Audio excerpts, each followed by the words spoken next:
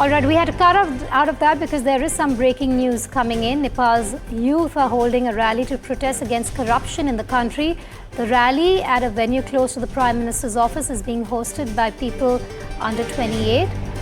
With no political parties backing them, the organizers said they are fighting rampant corruption, inequality, and the government coming down heavily on protests.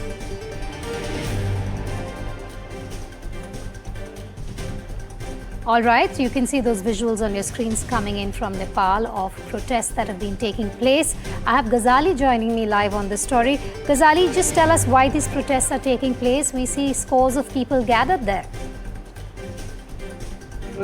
Carried out by the youths of Nepal who are carrying out this protest against corruption, against massive corruption. And the background to this protest is that just recently Nepal's Prime Minister Mr. KP Oli had announced that how he is going to ban most of the social media like Facebook, like Instagram, because they have not registered with the government's telecommunications department. Now, that being one side of the story, for a very long time, for multiple weeks now, the youths of Nepal have been planning this protest. They call this as a Gen Z protest, and that is why there is not just one group which is leading the protest, but perhaps the youths of Nepal have gathered at multiple locations, not just in Kathmandu, but in other locations in Nepal, who are protesting against the rampaging, massive corruption in the government system. Nepal's Prime Minister, in his statement, just came a day before yesterday, because today's protest was planned in advance, that the youths will gather on Monday and hold a protest against the government there. But Nepal's Prime Minister was quoted saying that perhaps he is doing his best, and he feels that the youths of the country will understand the sentiment and intentions of the government and will not hold this protest. The protest was planned close to Prime Minister's residence in Nepal. And that's my second question to you, Ghazali. The Prime Minister facing the heat there, given that this protest was very close to his office. They wanted to draw his attention. The protesters wanted to bring his attention towards this agitation against the rampaging corruption there. The Prime Minister has not addressed the core issue of the protest, which is the corruption, the rampant corruption there. But he has appealed the students to call off the protest. The statement has not come today. It came just a day before yesterday. But it appears now that this entire movement, or the movement, has now culminated into protest, and it is expected that this will not be limited to just one city or location close to his residence, but will involve a lot of people in different locations in the country.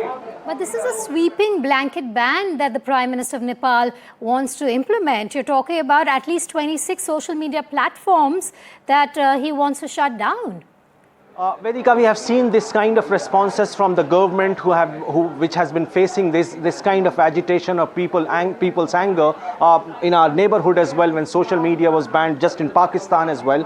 But this is only going to aggravate the situation, because the student leaders who are speaking there, or who have been vocal on the social media or other platforms, they have been accessing the social media platforms through other networks, and they have said that perhaps a sweeping ban by the government will only aggravate the situation, and the government should focus on the real issue for which this agitation has been organized, rather than putting a ban on social media. The opposition reacting to this in Nepal, Ghazali, any word from them? Because of course you have the young blood on the roads protesting against the Prime Minister of the country, but what is the opposition saying to this?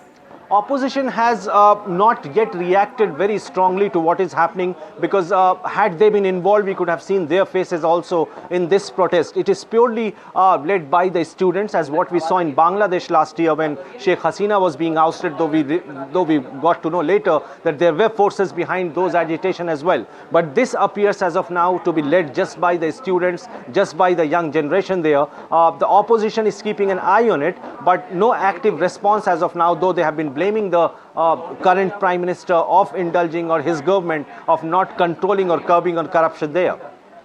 Ghazali, let's just very quickly recap for our viewers what we're seeing on our screens here.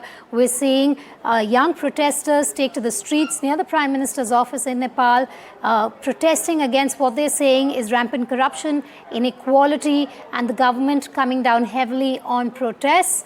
Ghazali, just take us through the order that KP Sharma Oli's government has come out with. It happened 5 days ago, what the order said, and why the youth are angry against their Prime Minister in Nepal. See, the youths are quite angry about this government for not controlling corruption. What they feel is that in every department there is massive corruption. The government, which came to power under Mr. Oli, had promised that they will overhaul the entire system, but which has not been done in as many days. And just 2-3 days before this scheduled protest today, the government came out with an order banning most of the social media accounts. As you rightly pointed out, 26 social media platforms have been banned, including Facebook, Instagram, and other social media platforms in Nepal. The reason given by the government was that perhaps these companies have not registered or have not got informed the government about their operations in the country, and that is why it is getting banned. But the youths, particularly the protesters, believe that perhaps this was one of those draconian steps by the Nepal's government to curb this protest, to ensure that it doesn't spread far and wide. But they see that all these draconian orders by the Nepal's government will only lead to, or will only aggravate the situation and will help their agitation to grow far and wide.